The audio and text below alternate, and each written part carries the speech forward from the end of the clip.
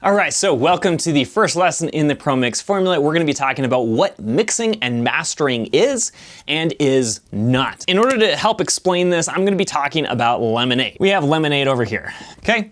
And we're gonna be starting a lemonade stand. What do we need to make lemonade?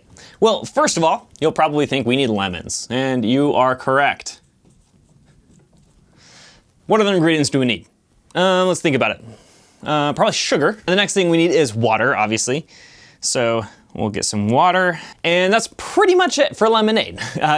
Maybe if you're a big company, you'll put some additives or something in there and it'll be really gross. Put some sulfites that cause cancer, whatever, I don't know. But ultimately, this is what we're gonna make with our lemonade stand. We're a natural lemonade stand, so this is what we're gonna use. We're gonna use organic lemons, some nice sugar, and water, and ultimately end up with a great product sling at our lemonade stand. Let's talk about how not to make lemonade. And let's say that there's a lemon shortage, but so we wanna make some lemonade still because we need a product to sell at our stand.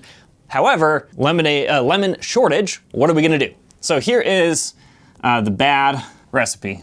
Let's start with carrots because that's all we can find. That's the only produce that we can find. It's kind of a similar color to lemons if you get the right kind of carrot, maybe. So we'll just go with that.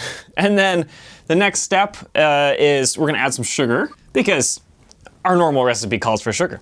And then we'll also get some water because, right, carrots don't have that much juice in them, so we need some extra water to make the carrots really nice and juicy.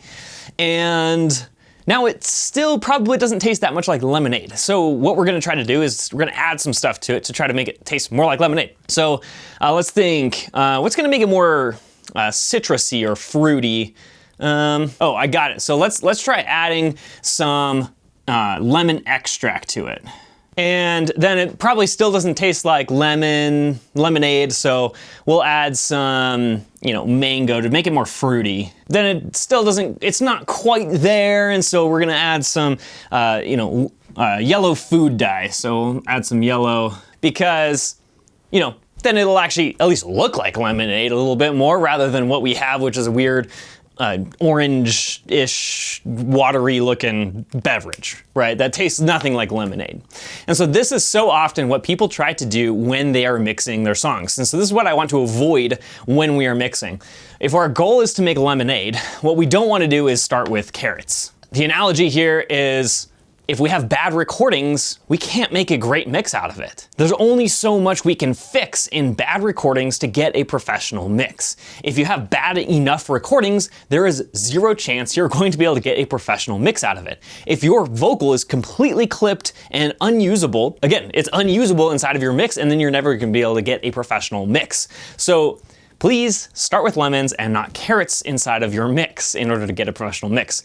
Oftentimes when we find ourselves with carrots, this is what happens. We just start adding things over and over and over. We add additional compression, additional EQs, we add additional parallel compression, we add. And then we end up with an overmixed song that doesn't even sound that great and ultimately destroys all the life that we potentially could have had inside of that song. So again, start with lemons, not carrots.